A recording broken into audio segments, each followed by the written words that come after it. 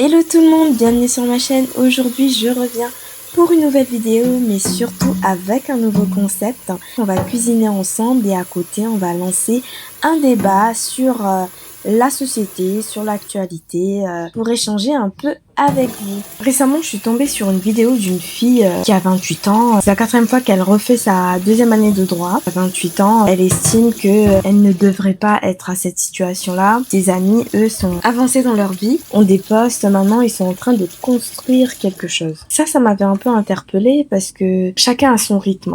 C'est pas parce qu'aujourd'hui ils commencent à travailler à 28 ans que ça veut dire que demain ce seront des futurs cadres ou qui gagneront 10 000 euros.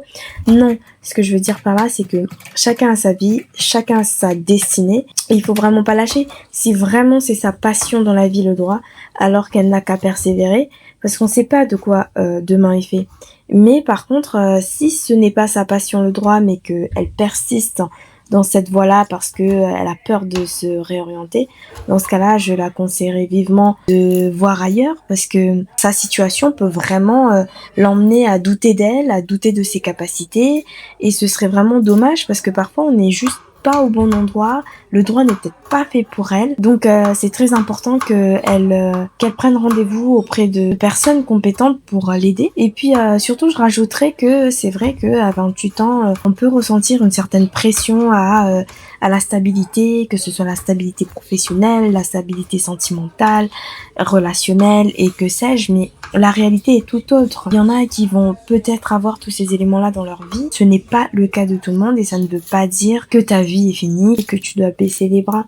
Non, je connais très bien des personnes qui ont débuté très tardivement dans leur vie, parce que moi j'ai été amenée à faire des stages en cabinet d'avocat. Et il y avait un avocat en particulier qui m'expliquait un peu son parcours. Il redoublait tout le temps, il redoublait chaque année, mais en tout cas il baissait pas les bras jusqu'à ce que à 30 ans, il a passé le concours d'avocat qu'il n'a pas réussi du premier coup. Ça arrive.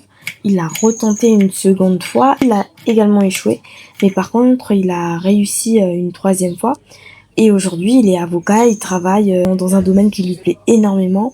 Comme quoi il faut vraiment pas se décourager dans la vie, une mauvaise période ne présage pas de ton avenir, faut pas abandonner. Les périodes difficiles sont souvent là pour forger le caractère, parfois nous montrer qu'il faut persévérer et malheureusement dans certains cas pour nous montrer qu'il faut changer de voie, changer de direction, changer de route. Là, il faut vraiment pas hésiter à suivre son intuition, à s'écouter, c'est vraiment hyper important. Nous seuls savons ce qui est bon pour nous. Les gens auront toujours leur mot à dire, ça c'est vrai.